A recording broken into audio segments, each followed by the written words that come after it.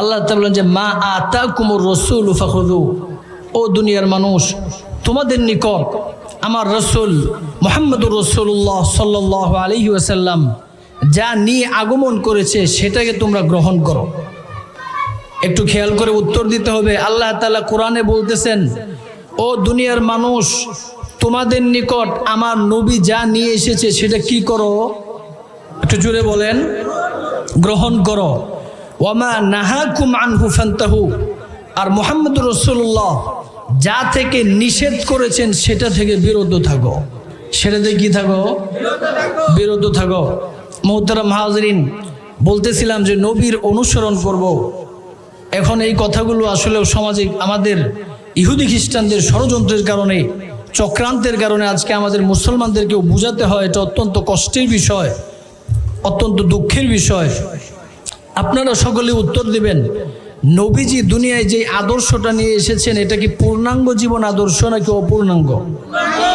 পূর্ণাঙ্গ জীবন আদর্শ।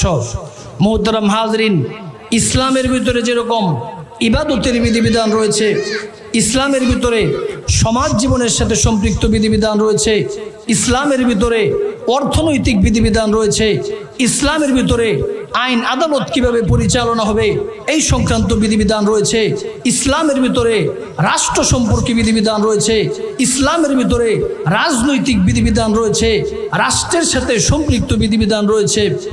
ইসলাম অপূর্ণাঙ্গ কোনো ধর্ম নয়, ইসলাম হলো পূর্ণাঙ্গ জীবন বিধান। এখন আপনারা বলেন তো যে ইসলামের সাথে রাজনীতির সম্পর্ক আছে না নাই? কিভাবে আছে আপনারা সকলেই জানেন। নবী করিম সাল্লাল্লাহু আলাইহি ওয়াসাল্লাম মক্কা থেকে মদিনায় হিজরত করে তিনি চলে গিয়েছেন। মদিনায় হিজরত করে যাওয়ার পরে নবীজি মদিনায় রাষ্ট্র প্রতিষ্ঠা করেছেন। একটু জোরে বলেন। নবীজি রাষ্ট্র পরিচালনা প্রতিষ্ঠা করেছেন। পৃথিবীর ইতিহাসে নবীজি সর্বপ্রথম লিখিত সংবিধান রচনা করেছেন। নবীজি যেরকম নবী ছিলেন তিনি আবার রাষ্ট্রপ্রধান ছিলেন। মদিনার রাষ্ট্র প্রতিষ্ঠা করেছে। শুধু রাষ্ট্র প্রতিষ্ঠা করে তিনি ক্ষান্ত হননি, দিনের পর দিন আমৃত্যু ইসলামী রাষ্ট্রের পরিধিকে বিস্তৃত করার জন্য নবীজি চেষ্টা করেছেন। তৎকালীন পৃথিবীর পরাশক্তি রোম এবং পারস্য সহ পৃথিবীর বড় বড় রাজা বাদশাদের নিকট নবীজি চিঠি লিখেছে।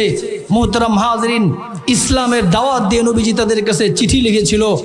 নবীজির পরে খলিফা চারজন, হযরতে আবু বকর রাদিয়াল্লাহু তাআলা আনহু তিনিও রাষ্ট্র পরিচালনা করেছেন। হযরতে উমর রাদিয়াল্লাহু তাআলা আনহু তিনিও রাষ্ট্র পরিচালনা করেছেন। হযরতে উসমান রাদিয়াল্লাহু তাআলা আনহু তিনিও রাষ্ট্র পরিচালনা করেছেন। হযরতে আলী রাদিয়াল্লাহু তাআলা আনহু তিনিও রাষ্ট্র পরিচালনা করেছেন। হযরতে হাসান রাদিয়াল্লাহু তাআলা আনহু 6 মাসের মতো তিনিও রাষ্ট্র পরিচালনা করেছেন। হযরতে মুআবিয়া রাদিয়াল্লাহু তাআলা আনহু তিনিও রাষ্ট্র পরিচালনা করেছেন। নবীজির পরে 132 হিজরি পর্যন্ত উমাইয়ারা রাষ্ট্র পরিচালনা করেছে। রাষ্ট্রের সংবিধান ছিল আল কোরআন। রাষ্ট্রের সংবিধান ছিল কি? আল কোরআন।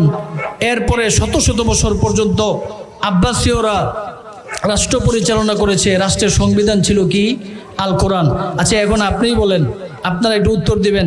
নবীজি নিজে রাষ্ট্র পরিচালনা করেছেন। এখন আপনারা বলেন যে ইসলামের সাথে রাষ্ট্রের সম্পর্ক, রাষ্ট্রীয় বিধিবিধানের সম্পর্ক আছে কিনা? চুরি করলে হাত কাটা, এই হাতটাকে আমরা যে কেউ ইচ্ছা করলে কাটতে পারবো? এটা কে কাটবে? একটু জোরে বলেন। রাষ্ট্র, বিচার বিভাগ। তাহলে ইসলামের সাথে রাষ্ট্রীয় বিধিবিধানের সম্পর্ক আছে কিনা? ইসলামের সাথে রাজনীতির সম্পর্ক আছে কিনা? ইসলামের সাথে রাজনীতির সম্পর্ক আছে। রাজনীতির নামে দুর্নীতি আর মানুষ হত্যার সম্পর্ক ইসলামের সাথে নেই। মুহতারাম হাজরিন, বলতেছিলাম জিনা ব্যভিচার করলে বেত্রাঘাত করা হবে, বিবাহিত হলে দুর্রা মেরে, অবিবাহিত হলে দুর্রা মারা হবে, বিবাহিত হলে রজম করা হবে। এই বিধিবিধানকে যে কেউ কার্যকর করবে না রাষ্ট্র। মদ পান করার শাস্তি আছে, আমি আপনি কার্যকর করব না রাষ্ট্র। মুহতারাম হাজরিন, এই কথাগুলো এই জন্য বলা ভাই, এটা কারো পক্ষে বিপক্ষে বলা না, এগুলো হলো আমাদের ইমানের বিষয়। মুহতারাম হাজরিন, কারণ আমরা যদি মনে করি কিছু মানব যতটুকু আমার মন মতো হয়, আমার যতটুকু পছন্দ হয়, আর যতটুকু পছন্দ হয় না মানব না, তাহলে কি ভাই মুমিন হওয়া যাবে?